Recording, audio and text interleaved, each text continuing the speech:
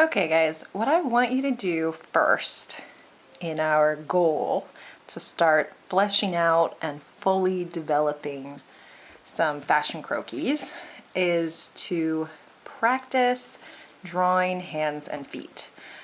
So we're going to kind of spend a good amount of time on that because that's just something that I notice a lot of people struggle with. The whole rest of the body will look great, the proportions will look great, faces even, which seem like such a hard thing, can often look really cool, even if they're, more abstract or a little bit stylized. But hands and feet, we've really got to nail it. You've got to come up with something that you can do on a regular basis to solve this problem. Some people really embrace feet, like they might really get into shoes, and really take that opportunity to draw really cool shoes, but hands especially could get neglected. So we want to just focus on both, right? So we've learned the proportions of the body, we've learned the proportions of the face, and so let's just straight practice drawing hands and feet before you jump into your next assignment, right? That where we're going to have actual croquis that are fully developed due, okay? So what I did is I posted to Blackboard pages from the textbook. These are out of chapter 2 from this fashion sketchbook textbook. So they're in your book. You have them already if you have the book. I think it's even larger. When it printed out, it looks like, see, it like cropped into this weird shape. Probably should have gone this way, but anyway. So I posted these to Blackboard for you as well. You can also photocopy it from your textbook or just look in your textbook.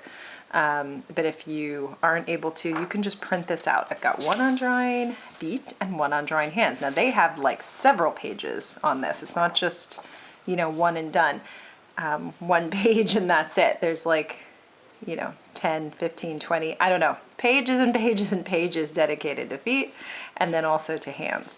But I just printed one good starting point. So what I want you to do is print this out or take it in your actual sketchbook textbook. And I want you to get some tracing paper and I want you to put it right on top. And I want you to actually trace every single foot that's on this page. So this is totally, if feels like busy work, but what it's going to do is it's like practicing the piano, right? It's like practicing your scales, which seems silly. And you don't want to do it. Or if it's sports, it's, practicing some drill over and over again that, seems like it's not going to help, but it's creating muscle memory. So just by drawing it out, following the lines in the correct way, it's just going to put you into that mindset when you go to draw the foot or draw the hand, you're just going to be in a better place. Okay. So I want you to do this first before you go on and do the assignment. Okay. So again, I am just going to trace exactly what I see. And I'm going to say this like I say to my 6-year-old son, who I am now homeschooling since everybody is virtual. And I have to teach him, handwriting and things like that. Like, take your time. This is practice for a reason. Really take your time, even though, say, in his case too, sometimes he's like tracing out a letter as he's learning it. But take your time and make sure you're getting it right. That's the point of this. So really take your time and trace. And this is kind of showing you like some axis points, showing you the ball of the foot, showing you the heel of the foot, showing you different points. So I'm just drawing what's there. This is just an exercise for you to literally feel what it feels like at least once or twice to draw a foot correctly before you try to wing it and potentially mess it up. And notice they're just giving like little indications of an ankle, little indications of toes. So really take your time, and you have to do this with tracing paper. I feel like these details are so subtle that you would probably not get all of them if you were using just like computer paper. And see, I'm so focused while I'm tracing, I can literally hardly talk to you and have this conversation. But I've come up with, you know, a couple feet here. But what I want you to do, I want you to fill this page. I want you to draw every single one, okay? So that is an assignment that you will get for a grade, that you have just traced it. So easy, right? And then I could take it away and look, now I've got a few feet. And honestly, you know, it still looks pretty rough. Like out of context, you're like, what is that? What am I really looking at? But a little trick that I want to show you is that I could, now that I have traced this on top of the tracing paper, what happens was my graphite from the tip of my pencil is now sitting on the surface of this tracing paper.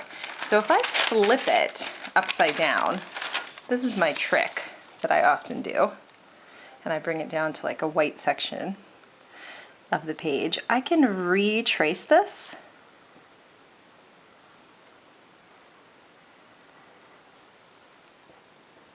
onto this page, and it's transferred. It has transferred the graphite that was sitting on top of my tracing paper by pressing it.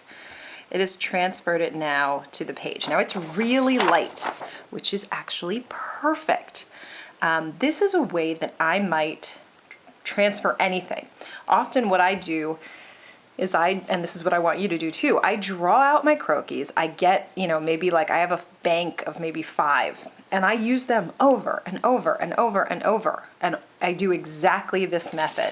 I trace them on tracing paper, I flip the paper over, and then I put it down on the paper that I want to draw on, and I retrace it so that I get this light transfer of my basic figure mapped out. Because now what you could do on top of that really light transfer, it's just giving you like a base to go off of. Now you're not going blind, you know? Now I could come in and I could make this, and now I could even like make her into, maybe she's a very like pointed shoe. Something like that. I could draw my lines harder. I could now make this part of my drawing, or I could easily erase that line that I ended up transferring, but with the tracing paper, it's so light, and I haven't really pressed hard. It's just so light that it's just there as like a background, so I could easily erase it and it's totally all gone, which is also awesome. So I could do that to just get like a base kind of marked out. I could do it as a starting point, again, so you're not going in blind. And then I can draw what I really want on top. Let me show you, like, again, if I just want the side view foot, and here I know I've got good proportions.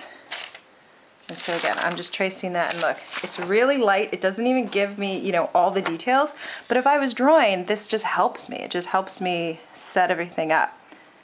So I could now redraw it and kind of make it my own. You know, I could extend pieces, and I can imagine maybe that she is wearing a shoe.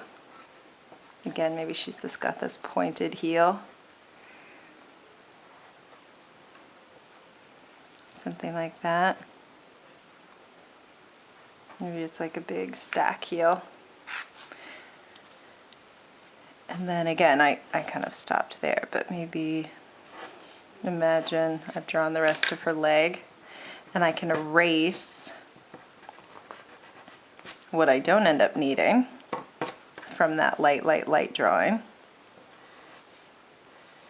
I feel like I can't quite get her leg into the right spot, but hopefully you're getting the gist here. She's looking pretty pretty rough because I drew too hard on top of my lines, trying to show you that I could erase easily. Never! But if I see, again, that original tiny light transfer lines are not there. And now I've just got a little sexier, yeah. I'm just giving her a funky, funky shoe. I'm kind of darkening it in now just to show you. Anyway, and I could give her ankle back there, something like that. Anyway, but the point is that now I could draw on top of it. Okay, so I just want you to try this. First, like I said, I want you to trace all the feet. I want you to do the exact same thing with the hands. For example, I'm going to pick this large one right here. And this is what I call kind of a pie hand. See how it just kind of looks like a pie scooper? Some of the hands obviously have more defined fingers, but this is like the most simple. And it's got like a couple indications for fingers, right? You could also do, that's another one, pick like a really good big one so that you can see. This is kind of like the back of her hand. And just like I'll always say, less is more. You don't have to draw in all those lines. But now I've got these, you know, this kind of looks like out of context. You're like, what am I even looking at? But now I've got some hands. And I could use these later to transfer onto a croquis and give myself a starting point that I can then elaborate on. Or you could literally take, you know, one of these very detailed hands where every finger is spread. And you could carefully draw it out. I feel like I just don't have the patience always for tiny, tiny details. But something like that, right? She looks kind of like a monster hand. But now I could transfer this onto my croquis and I could redraw it and make it perfect and take my time. And I'm not starting without any set of proportions, okay? So trace all the hands, trace all the feet. It'll give you a starting point. Also, if you look, it really shows you how to kind of break this down, just like the croquis body, just like their croquis face.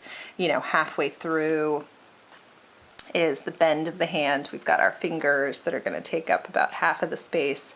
So depending on how she's holding her hand, you know, it might be a lot smaller if she's got it in a fist, whereas if she's got it extended out, this is where it's going to take up that whole inch, like a whole amount of space, the same as her head. And then her foot, you know, is in the same boat. If you look at the way they're really breaking down the parts of this, you know, you've got the heel of the foot and then the ball of the foot, the toes, you know, you can really see like the individual portions, and depending on the view, how much of that, you know, you're really going to see to make sure that you get your proportions right. So you can look at these like kind of tutorials that show you how to build your own foot from scratch. You can also just trace what's available, especially right now when you're learning. I'd say there's no shame in tracing until you get it right. So I want you to turn in 2 pages, but your pages will be full. One of hands, one of feet on tracing paper to show me that you did it, at least made that attempt to feel what it's like, and try to be as neat as you can, maybe even neater than I was, because look at that monster hand, that's not very useful. So you try to be really, really neat and make this a good exercise just for you, okay?